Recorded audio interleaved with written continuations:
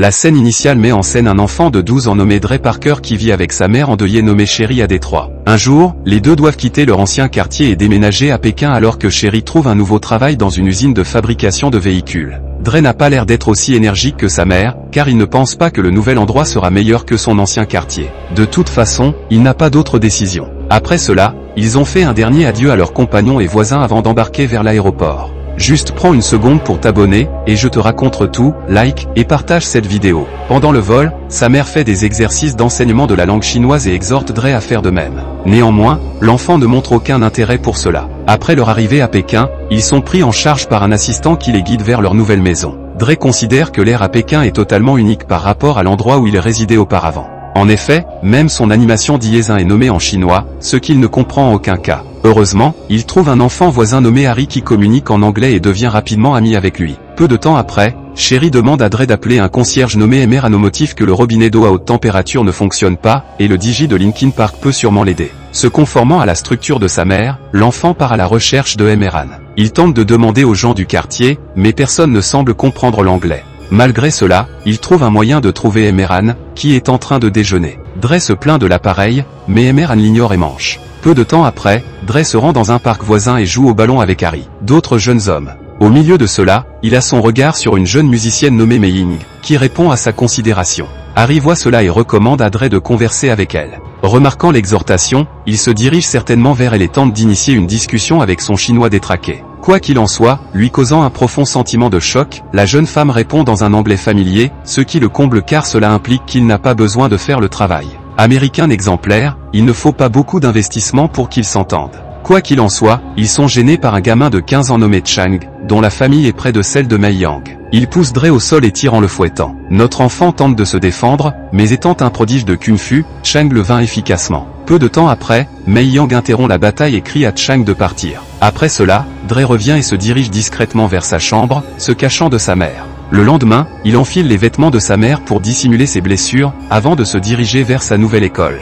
Là-bas, il découvre que Mei Ying, Chang et son groupe fréquentent également une école similaire. À midi, Chang trouve intentionnellement Dre et martèle l'assiette de nourriture sur lui. Pourtant, avant qu'il ne puisse se lancer dans une autre bataille, le chef se promène et gère ce qui se passe. En début de soirée, Monsieur Han se rend dans le loft de Dre pour réparer le robinet et trouve le gamin en train de répéter du kung-fu à la télévision. Tout ce dont il a besoin, c'est de trouver comment gifler comme son père. Après avoir terminé le support, il appelle Dre pour lui montrer comment travailler l'eau bouillante, mais il est négligé. De cette façon, il jette un bouchon de dentifrice sur Dre, le frappant précisément dans le cou et le laissant choqué. Peu de temps après, Sherry revient et est exceptionnellement irritée par la propension désordonnée ordinaire de son enfant à laisser ses vêtements sur le sol. Elle le réprimande pour cela, tandis que Emerald fouine dans leur discussion, confiant qu'il laissera un jour ses vêtements sur son sol. Le lendemain, à l'école, Docteur entend un violon, ce qui le pousse à se glisser dans un couloir. Là, il trouve Mei Ying en train de répéter pour un essai imminent. Elle affirme que rejoindre l'institut est vital pour elle-même ainsi que pour sa famille,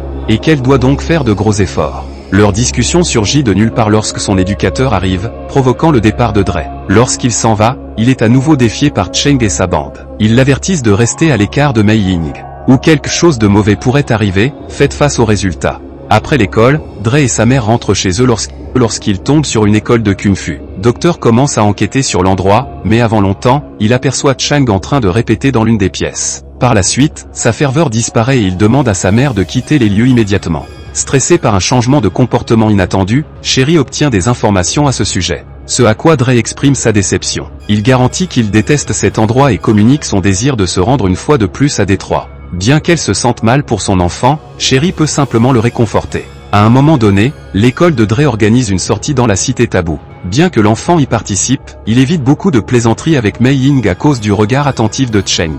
Après la sortie, Docteur revient quand il voit Chang et sa bande se rassembler autour de lui et qu'il va passer. Pour essayer de ne pas être vu, il se met à l'abri derrière un véhicule et espère que le rassemblement partira. Tout à coup, il voit un bidon d'eau sale et une pensée courroucée frappe son cerveau. Il jette l'eau sur Chang et sa troupe et s'envole. Irrités, les jeunes hommes le poursuivent à travers les routes et, à la longue, le coincent dans une entrée arrière-arrière. Suite à cela, le rassemblement commence à le frapper sévèrement, le détruisant au sol. Cependant, alors que Chang s'apprête à porter un coup fort, Emerald reçoit son poignet de manière inattendue. Il le repousse et lui demande de rentrer chez lui. Quoi qu'il en soit, les jeunes hommes n'en ont rien à faire de suivre le mouvement. Ils préfèrent lancer leur assaut sur Emerald, en remuant quelque chose. En conséquence, l'homme d'âge modéré évite chaque agression et les fait se frapper l'un l'autre, toutes choses étant égales par ailleurs. Il trouve le moyen de les surmonter sans lancer une manœuvre hostile solitaire. Il finit par repousser le groupe, se découvrant lui-même d'être un adu kung-fu. Dans les retombées, Emerhan surveille les blessures de Dre en utilisant les anciennes stratégies de médication chinoises pour mesurer le feu.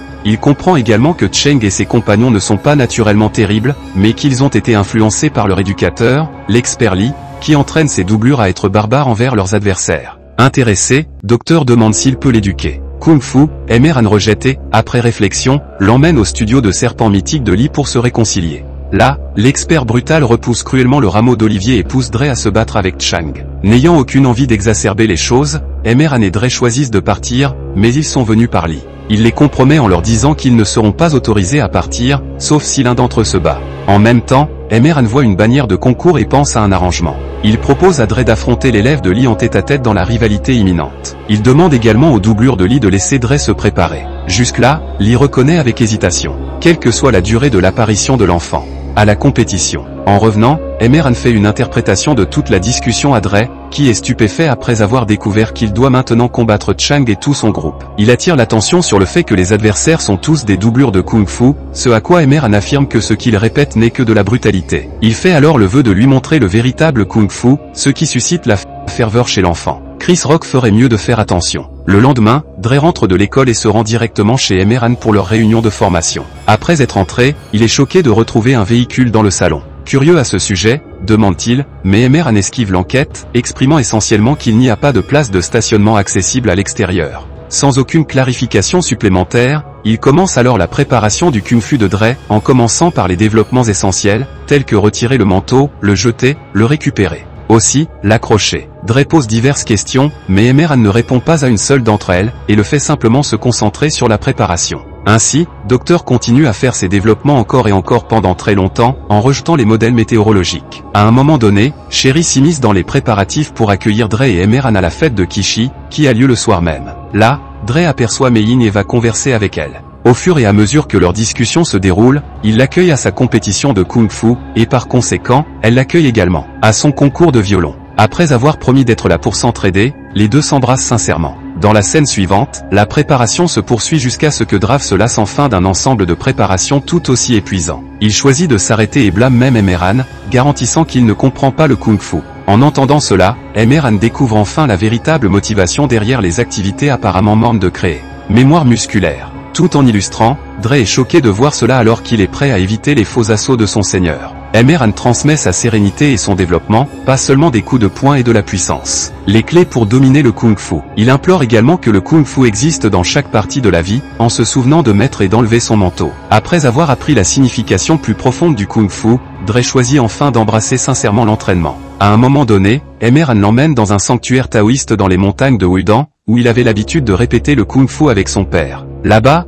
Docteur est témoin de capacités et de stratégies de Kung Fu peu communes. D'ailleurs, il est surtout au bras miroir de ses développements. Il communique alors, à ce moment-là, son désir de réaliser cela, mais Emerhan déclare que cela nécessite une concentration extrême, ce qui est plus que difficile à faire en tant que novice. Peu de temps après, ils arrivent finalement au point culminant du sanctuaire, où Dre s'hydrate dans un puits de serpent mythique unique. Après cela, ils pratiquent quelques mouvements de Kung Fu pendant un certain temps, avant de rentrer chez eux. À partir du lendemain, Emerhan élève la préparation à un niveau supérieur. Cette fois, nous nous concentrons sur la concentration, l'adaptabilité et le bien-être de Dre. Après un demi-mois de préparation acharnée, il donne à l'enfant un week-end de 3 jours. Pendant cette pause, Dre va voir Mei Ying et la convainc de couper l'école pour une journée de bêtises. Ils apprennent ensuite à se connaître, explorent la ville et font étalage des capacités de déplacement de l'autre. Au milieu de tout cela, Mei Ying reçoit un appel imprévu de son père, l'informant que son dernier essai a été reprogrammé et qu'il devrait commencer dans les 20 prochaines minutes. Par la suite, elle est récupérée par ses parents et conduite vers la scène des essais. Dre court également vers elle et trouve le moyen d'arriver avant la fin de sa présentation, restant fidèle à son obligation. Alors que les essais se terminent, les parents de Mei Yang remarquent qu'elle indique à Dre qu'elle l'a fait. Néanmoins, il le considère comme un impact terrible puisqu'il l'a rendu presque en retard pour son essai. Pour cette raison, il l'empêche de le voir à tout moment dans le futur. Accablé de chagrin, Dre revient, juste pour trouver Emerhan écrasant son véhicule dans un état d'ébriété et de découragement. Lorsqu'on s'adresse à lui, Emerhan découvre avec tristesse qu'aujourd'hui est le jour où il a perdu sa moitié et son enfant de 10 ans dans un accident de voiture à la suite d'une dispute. À partir de ce moment-là, il anéantit constamment le véhicule lors de la commémoration de l'accident et passe le reste de l'année à le réparer pour se repousser. Pour réconforter son éducateur, Dre le tireur du véhicule et le pousse à rejoindre leur train. L'enfant n'est actuellement pas tout à fait gravé dans le marbre pour se préparer avec plus d'enthousiasme à aider Emerhan à vaincre sa blessure. La préparation minutieuse se poursuit et Dre est dévoué à ce stade, comme jamais auparavant. À l'approche de la compétition, il est réussi dans tous les aspects de l'entraînement. En dehors de cela, Emerhan aide également Dre à enregistrer sur papier et à présenter une note de sentiment conciliant en chinois au père de Mei-Ying. Étonnamment, la dernière option le reconnaît, et il permet également à Mei-Ying d'aller à la compétition pour aider Dre, comme elle l'avait garanti. La scène se poursuit ensuite le jour de la compétition, et Dre est de l'avis de tous impatient de voir le peloton rempli de foule. Sa certitude s'avilit encore après avoir vu des rivaux imposants. Au début de la ronde primaire, Dre, à cause de son manque de confiance, sort du cercle avec frénésie, lui faisant perdre un point. Quoi qu'il en soit, dans le tour suivant, il maintient sa concentration et submerge son adversaire le plus mémorable, ce qui confirme ses certitudes. À partir de là, il continue de vaincre ses adversaires dans une progression constante. Progressant pas à pas vers les demi-finales en même temps, les jeunes hommes de la lutte contre le serpent mythique remportent également des triomphes sur leurs rivaux avec Chang Rising victorieux en tant que finaliste initial grâce à des batailles énergiques en demi-finale. Dre affronte Liang, l'une des doublures du serpent mythique avant la de la bataille. Li lui apprend à casser la jambe de Dre, ce qu'il préfère ne pas faire, quelle que soit sa conviction qu'il peut vaincre Dre sans recourir à de telles stratégies. L'expert lui fait savoir durement qu'il n'est pas encore battu. Au début du round, Liang, selon la demande, joue de manière désordonnée en transmettant une progression de désastre dévastateur pour la jambe de Dre. Cela lui permet d'être exclu, ce qui permet à Dre de se qualifier pour la finale. Néanmoins, il est vraiment blessé et est transporté d'urgence à la salle clinique. Après avoir levé les yeux, le spécialiste déclare qu'il est inimaginable pour lui de se battre. Dans l'intervalle, Chang se retient pour garantir le prix, anticipant le triomphe au cas où Dre ne reviendrait pas en un rien de temps. Là encore, Dre supplie Emerhan de réparer sa jambe au moyen de la stratégie de coping du feu. La dernière option au premier abord vacille car il ne peut plus voir Dre blessé. Malgré tout, l'enfant trouve un moyen de le persuader, en disant qu'il doit vaincre ses sentiments d'effroi et montrer ses capacités devant tout le monde. Par la suite, Emerhan joue le guide, permettant à Dre de retourner sur le terrain. Peu de temps après, le dernier round commence, et une bagarre extrême s'ensuit entre les deux concurrents. Chang transmet un coup de pied puissant, déplaçant Dre hors de la scène, ce qui lui fait perdre le point principal. Néanmoins, il fait rapidement bouger les choses en surmontant Chang et en obtenant 2 points de vue successifs. Voyant cela, l'expert lui ordonne à Chang de se concentrer sur la jambe blessée de Dre, en prêtant attention aux conseils. Il porte un puissant coup de pied sur la jambe blessée de Dre, le laissant dans un tourment insupportable. Maintenant qu'ils sont à égalité, quiconque obtient un autre point deviendra le vainqueur. Malgré l'aggravation, Docteur trouve un moyen de se lever et utilise la position du serpent qu'il a vu au sanctuaire auparavant. Il contrôle efficacement le développement de Chang et l'attrape avec un coup de pied au-dessus de la tête, obtenant le dernier point et finissant par l'écraser. Avec cela, Docteur remporte la compétition, mais gagne également l'appréciation de ses rivaux. Chang lui remet charitablement le prix, reconnaissant son triomphe. Après cela, chacune des doublures des bêtes mythiques de combat rend hommage à Monsieur Han, le tolérant comme leur nouvel expert, tandis qu'un lit écrasé regarde. Abonnez-vous gratuitement si ce n'est encore fait, activez les notifications et transmettez un like pour prendre soin de la chaîne. Je vous suis très reconnaissant d'avoir regardé.